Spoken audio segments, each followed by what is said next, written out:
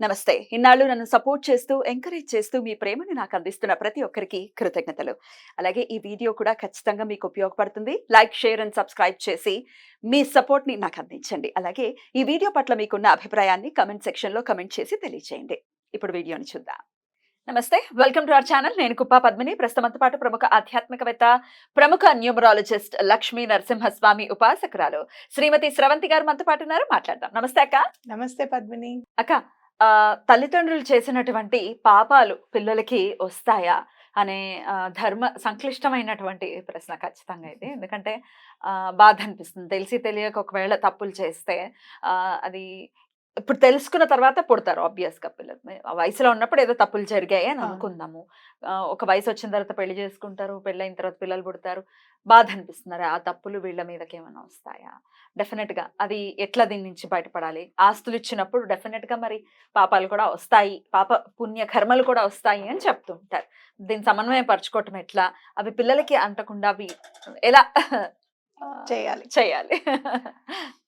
చెప్పాలి అంటే మా జీవితం గురించి చెప్పాలి కొంచెం. మా అమ్మ వాళ్ళ గురించి కానివ్వు, వాళ్ళ పెద్దవాళ్ళ గురించి కానివ్వు చెప్పాలి.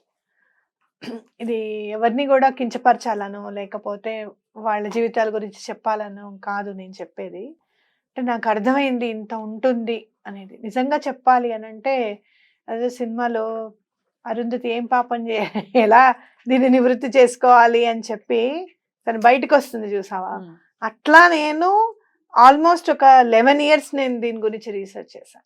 అసలు ఏంటి ఈ బాధ ఏంటి, ఇలా ఎందుకు అయింది, మా అమ్మ వాళ్ళ ఫ్యామిలీ అసలు పుట్టకొకళ్ళు చెట్టుకొకళ్ళు ఎందుకు అయిపోతారు అలా అని చెప్పి చాలా నేను పడ్డాను అనమాట. ఎందుకు అనంటే మా అమ్మమ్మ వాళ్ళకి చక్కగా వాళ్ళు మంచి పొజిషన్లో ఉన్నారు. ఆయన చక్కగా కరీంనగర్ జగిత్యాల్లో మంచి పొజిషన్లో జాబ్ చేసేవారు మా తాతగారు.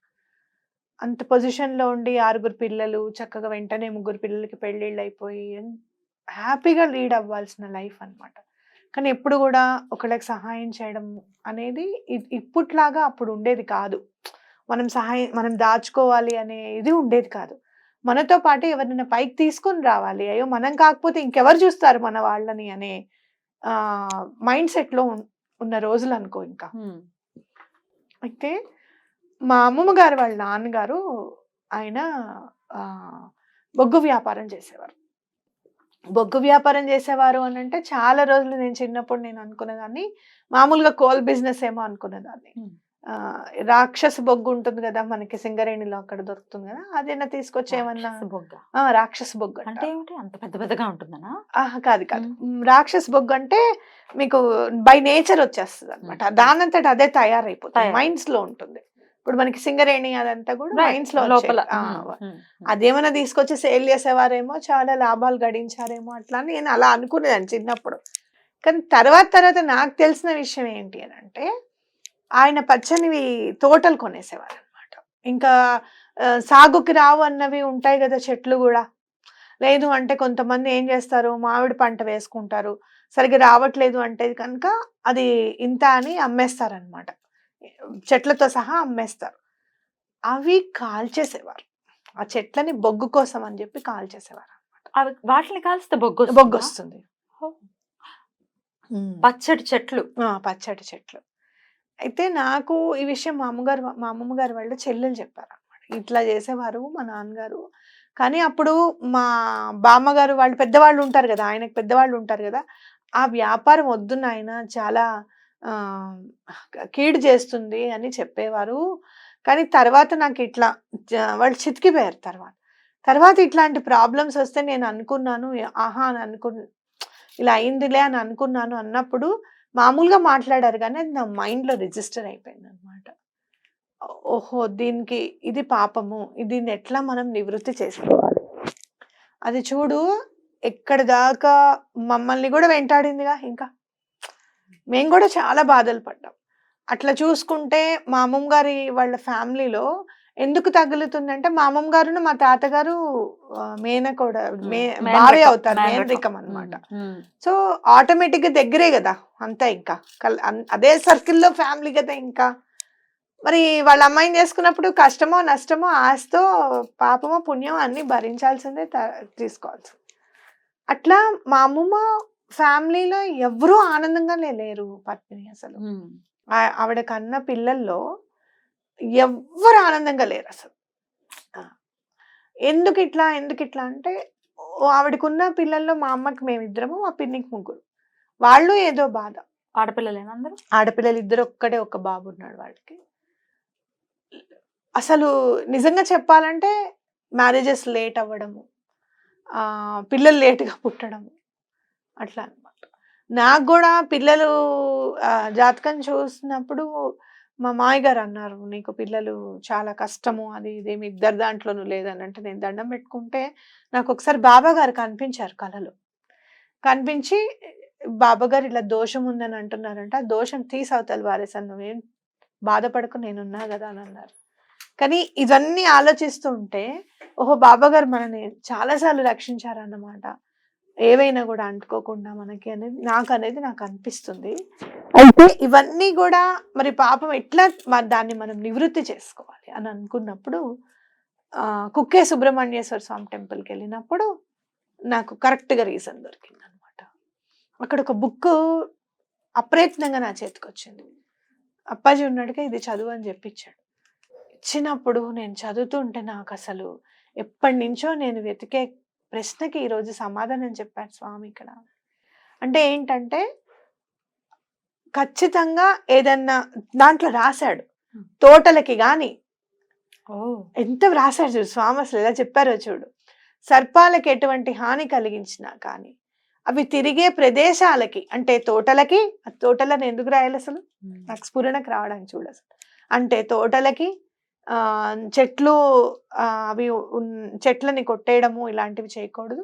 తోటలని నాశనం పరిచినప్పుడు, తోటలకి హాని కలిగించినప్పుడు కూడా ఈ సర్పానికి సంబంధించిన పాపం తప్పకుండా తగులుతుంది అని, వాళ్ళందరూ కూడా బాధపడతారు అని, వాళ్ళకి తప్పకుండా ఈ బాధ కలుగుతుంది, ఇది అంటుకుంటుంది ఈ పాపం అని ఖచ్చితంగా చెప్పబడింది. వాళ్ళందరూ కూడా ఆశ్లేషాబలి పూజ చేసుకోవాలి అని చెప్పారు.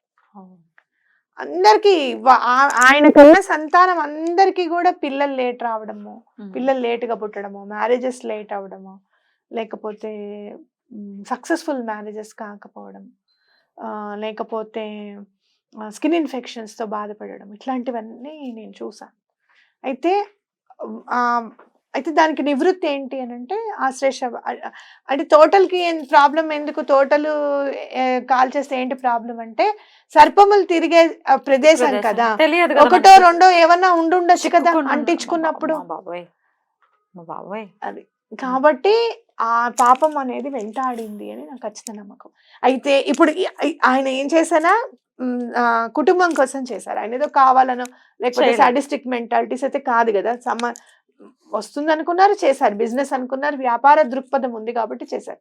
కానీ ఈ కింద జనరేషన్స్ అన్ని కూడా ఏవి కూడా వాళ్ళు కావాలని కాదు కదా, వాళ్ళ తప్పేం లేదు, వాళ్ళు తప్పేమి లేదు, అయినప్పటికీ పర్యవసానం ఫేస్ చేస్తారు. కానీ జీవి మాత్రం ఎన్నుకుంటాడట. ఇక్కడ కూడా చూడు నువ్వు, జీవి ఎన్నుకుంటాడట ఏ తల్లిదండ్రులు కావాలి అని. మనం ఏదో ప్లాన్ చేసుకోవడం కాదు, జీవి ఎన్నుకొని తన కర్మను తను అనుభవింపజేసే ప్రదేశంలో ఆ ఇంట్లో పుట్టాలి, అక్కడికి కర్మ పరిపక్వం అవి నేను మోక్షాన్ని పొందాలి అనుకుంటాడట. సో మనకేంటంటే అలా వచ్చినప్పుడు, అలా ఏదన్నా ఈతి బాధలు పడినప్పుడు తప్పకుండా స్వామి క్షేత్రంకి వెళ్ళి ఆశ్లేషాబలి పూజ చేసుకోవాలి. ఇప్పుడు చెప్పు, పెద్దలు చేసిన పాపం పిల్లలకి వస్తుందా రాదా? అది ఖచ్చితంగా వస్తుంది. అయితే ఇవన్నీ కూడా తెలియని చేసిన వాటికే ఇంత అనుభవిస్తే, తెలిసి చేసే వాటికి ఎంత అనుభవించాల్సి ఉంటుంది మన పిల్లలు అనేది మనం ఖచ్చితంగా బేరీజ్ చేసుకోవాలి. అన్నిటికీ ఆన్సర్ ఆశ్లేషాబలేనా? ఆశ్లేషాబలి సర్పజాతికి సంబంధించినవన్నీ, ఇట్లా అనుకోకుండా కాల్చడము, లేకపోతే అనుకోకుండా సర్పము దెబ్బతిండి. ఇప్పుడు సర్పం అట్లా వెళ్తున్నప్పుడు మనం ఆగాలి, అది రోడ్ మీద మొత్తం వెళ్ళిపోయిన తర్వాతనే మనం వెళ్ళాలి. లేదు అంటే గనక ఎక్కడన్నా సర్పం మీకు కనపడింది, చనిపోయి ఉంది, దానికి అంతిమ సంస్కారం చేయాలి కంపల్సరీగా, లేకపోతే అది కూడా పాపమే. ఇలాంటివి ఏమన్నా చేస్తే గనక తప్పకుండా మీరు ఆశ్లేషాబలి చేయించుకోండి. అదర్వైజ్ మీకు ఏం పాపం చేసామో తెలియదు, ఇది అంతర్లీనంగా ఉంది మా ఇంట్లోది మాత్రం. అక్కడికి వెళ్ళిన తర్వాత అర్థమైంది మనకి, ఓహో ఈ పాపం చేసాము అనేది అక్కడికి వెళ్ళిన తర్వాత నాకు అర్థమైంది. అలా అంతర్లీనంగా ఏదైనా ఏం చేసామో అర్థం కావట్లేదు అన్నప్పుడు కూడా ఆశ్లేషాబలి చేసుకోవడం బెస్ట్. ఇప్పుడు చూడు, మనము చాలా ఫాస్ట్ జనరేషన్స్ లో ఉన్నాం. చాలా మంది అని నేను అనను. కొంతమంది తప్పు జరిగిందండి. ఇట్లా మ్యారేజ్‌కి ముందు గూడా మా పాప అబార్షన్ చేయించుకోవాల్సొచ్చిందని. మీకు అట్లాంటివేమైనా కాల్స్? వస్తాయి పద్మిని. వస్తాయి.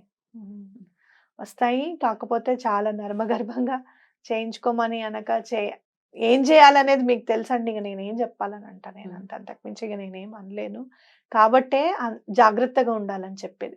పెళ్ళికి ముందు జాగ్రత్తగా ఉండాలి అని చెప్పేది ఎందుకు అనంటే, వివాహ బంధం అత్యంత పవిత్రమైనది. సృష్టి కార్యము అనంటే, సృష్టి కార్యానికి మీరు ఎటువంటి పరిస్థితుల్లోనూ హాని కలిగించకూడదు. ఆ పాపం వెంటాడుతుంది కాబట్టి వివాహ బంధంలోకి ఎంటర్ కానిదే సృష్టి కార్యానికి మీరు అర్హులు కాదు అని చెప్పేది అందుకే. అయితే మ్యారేజ్ అయిన తర్వాత కూడా పాప తర్వాత మళ్ళీ పాప పుడుతుందేమో అని టెన్షన్, ఇలాంటివన్నీ కూడా నేను చూస్తుంటా. అయితే నేనేమంటా అంటే, అలా సంసిద్ధం అయితేనే మీరు నెక్స్ట్ దానికి వెళ్ళండి. బాబే పుట్టాలి ఖచ్చితంగా అని అనుకుంటే బెటర్ టు అడాప్ట్. ఒక బాబుని తీసుకొని వచ్చి అడాప్ట్ చేసుకోండి. అంతేగాని అంతేకాని అలాంటి తప్పులు మాత్రం చేయకూడదు. మనం ఎటువంటి పరిస్థితుల్లోనే అలాంటి తప్పులు చేయకూడదు. ఎట్లాంటి సందర్భాల్లో ఎట్లా అక్క ఈ పాప నివృత్తి? పాపం నివృత్తి నేను చాలా చదివాను పద్మిని. కానీ గర్భాన్ని తీయించేసుకున్నందుకు మాత్రం పాప నివృత్తి ఎక్కడా లేదు. ఎక్కడా లేదు. నేను చాలా సార్లు చాలా మంది పాపం బాధపడతారు. మేము అప్పుడు చాలా తప్పు చేశాము. ఆ తప్పుని మేము ఇట్లా అనుభవిస్తున్నాం ఈ రోజు.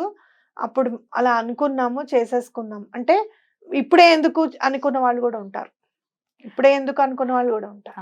అలాంటి అది కొంతమంది పెద్దవాళ్ళు కూడా చెప్పేస్తున్నారు అక్క సలహాలు. పెళ్ళయిన వెంటనే ఇప్పుడేం కనకండి అని చెప్పిన వాళ్ళు నా పర్సనల్ లైఫ్ లో నేను చూసాను. ఇప్పుడేం కనకండి, అసలు ఏమైనా అర్థం ఉందా అట్లాంటి మాటలు? తర్వాత హాస్పిటల్ చుట్టూ తిరగడాలు. అది చిన్నపిల్లల ఏమన్నా వీళ్ళు ఏమన్నా 21 years కి పెళ్లి చేసేసారా మగ పిల్లలకి? కదా. ఇప్పుడే కనకండి, కొన్నాళ్ళు ఎంజాయ్ చేయండి. అసలు పెద్దవాళ్ళు మాట్లాడే మాటలు అవి. రాముల వారికి దశరథుడును కౌసల్య కూడా చెప్పలేదేమో. ఆయన ఎంత చిన్నవాడు పాపం పెళ్లికి, అవునా కదా. ఇటు అదేంటి విశ్వామిత్రుడు తీసుకెళ్ళినప్పుడు కూడా 16 సంవత్సరాల పిల్లవాడే, చాలా పసివాడే అని దశరథుడు అంటూ ఉంటారు కదా. మరి ఓ సంవత్సరం తిరిగాడేమో పోనీ అనుకుందాం. చిన్న పెళ్ళే కదా, అవునా కదా. కాబట్టి అంత చిన్న వయసులో ఏం చెయ్యట్లేదు కదా. అవన్నీ ఏంటంటే మూర్ఖపు మాటలు అన్నమాట. మనసులో ఏదో పెట్టుకొని అవతల వాళ్ళని సాధిద్దాం అని అనుకోవడానికి ఈ మాటలు అన్నమాట, అవునా కదా. అంటే అవతల మనిషికి మీద ఏదో వేరే కోపం ఉంది, దాన్ని ఎలా ప్రదర్శించాలి? కోపాన్ని ప్రదర్శించేది లేదు, అందుకని ఈ మాటని ప్రదర్శించేద్దాం. ఘోరం. అసలు ఎంజాయ్ చేయడానికి పిల్లలు అడ్డెలా అవుతారు అసలు? నిజంగా మాట్లాడుకుంటే ఎంజాయ్ చేయడానికి పిల్లలు అడ్డా? అది ఆహా, నాకు అసలు అర్థం కానటువంటి విషయాలు ఇవి. రైట్. కాబట్టి ఎటువంటి పరిస్థితుల్లో నా పని చేయకూడదు. మరి అట్లా చెప్పమ్మా. ప్రక్షాళన చేసుకోవటం ఎట్లా? ప్రక్షాళన దొరకలేదు పద్మిని. నేను చెప్తున్నా కదా, తోటను కాల్చిన దానికే నేను ఎన్ని సంవత్సరాల నుంచి ఆల్మోస్ట్ 11-12 ఏళ్ల నుంచి నేను చూస్తున్నాను. ఏంటి దీనికి ఏంటి రీజన్, ఎట్లా చేయాలి, ఏం చేయాలి, చెట్లను నాటమని చెప్పాలా, చెట్లను మనం నాటాలా, వాటరింగ్ చేయాలా, ఏం చేస్తే బాగుంటుంది అని అంటే, నాకు ఆల్మోస్ట్ మన అది పాపకి ఎంత 12 సంవత్సరాలు, మన ఆదిత్రికి 12 సంవత్సరాలు టైం పట్టింది నాకు వెతికి ఆన్సర్ దొరకడానికి. మరి దీనికి ఎంత టైం పడుతుందో నాకైతే తెలీదు. కాకపోతే ఏ పాపానికైనా నిష్కృతి లేదు అనుకున్నప్పుడు, దొరకనప్పుడు గాయత్రి మంత్రాన్ని, ఎవరి చేతన గాయత్రి మంత్ర జపం చేయించుకోవడము, వీళ్ళ పేరు మీద వీళ్ళు చేయడం కాదు, తప్పకుండా ఒక బ్రాహ్మడికి అప్పచెప్పి గాయత్రి మంత్ర జపం చేసి అది వీళ్ళు తర్పణ ఇవ్వాలన్నమాట. మళ్ళీ శాంతి హోమం అవి కూడా చేస్తారు, దశాంశ హోమం అని చేస్తారు. అంటే 1,00,000 గాయత్రి చేస్తే 10,000 జపంతో హోమం చేస్తారు అనమాట. అలాంటిది ఏదైనా ఉంటే కనుక మన వాళ్ళు ఉన్నారు, నేను చెప్తాను ఎలా చేసుకోవాలి ఏంటి అని చెప్పి. వాళ్ళకి అప్పచెప్పేస్తాను. రైట్. తప్పకుండా. ఇంకా రకరకాల చిన్న పాపాలు ఉంటూ ఉంటాయి, భార్యాభర్తల మధ్య గొడవలు పెట్టడాలు, లేకపోతే ఈ దొంగతనాలు, ఇంకొకటి ఇట్లా చిన్నవి తప్పులు ఉంటాయి. ఒక్క విషయం చెప్తా, భార్యాభర్తలు ఇద్దరు కూర్చుంటే మన పిల్లలు కూడా ఇటు నుంచి మంచినీళ్ళు ఇవ్వడమో, ఇటు నుంచి ఒక పుస్తకం ఇవ్వడమో అది చేయకూడదు. గొడవ పెడితే ఇంకేముంది, అయిపోయి అదేదో అంటారు చూడు, అయిపోయి జోలికి వెళ్ళొద్దు అసలు. అది నిష్కృతి లేని పాపాలు చేయకుండా ఉండండి. దానికి ఎలా చేయకుండా ఉండాలనే దాని మీద ప్రాక్టీస్ చేద్దాం. మన కోపం వస్తుంది ఒక్కోసారి, ఏదన్నా సత్యమైన వాక్కైనా సరే ఇద్దరు భార్యాభర్తల్ని విడగొడుతుంది అని అంటే అది చెప్పొద్దని చెప్పారు, దాచేసుకోమన్నారు. వద్దు, వాళ్ళిద్దరు కాపురం చేసుకోవడం బెటర్. నువ్వు ఇక్కడ అబద్ధం చెప్పినా పర్వాలేదు కానీ వాళ్ళిద్దరి మధ్యకి వెళ్ళకూడదు. సత్యమైన వాక్కుకి కూడా అవకాశం లేదు వాళ్ళిద్దరి మధ్యలోకి వెళ్ళడానికి. వాళ్ళిద్దరి మధ్యలో గొడవ వస్తుంది అంటే ఇంకా ఏం చెప్పినా ఇక అది చెప్పే వాళ్ళకి వదిలేయడమే అన్నమాట. ఇంకా తప్పు, పొరపాటు వైఫ్ లేనప్పుడు దీనివల్ల ఏమవుతుందంటే కుటుంబంలో రిలేషన్స్ కూడా పాడైపోతుంది. రేపు మీ ఆవిడ లేదు కాబట్టి చెప్తున్నాను రా, అది ఉంటే అరుస్తుందంటే అరవకుండా మేము తీసుకెళ్ళినప్పుడు కానివ్వండి, మీరు వెళ్ళినప్పుడు కానివ్వండి, తప్పకుండా వెళ్ళి ఆశ్రయ శాబాలి తప్పకుండా చేసుకోండి అక్కడ. Thank you so very much అక్క. నమస్తే. నమస్తే.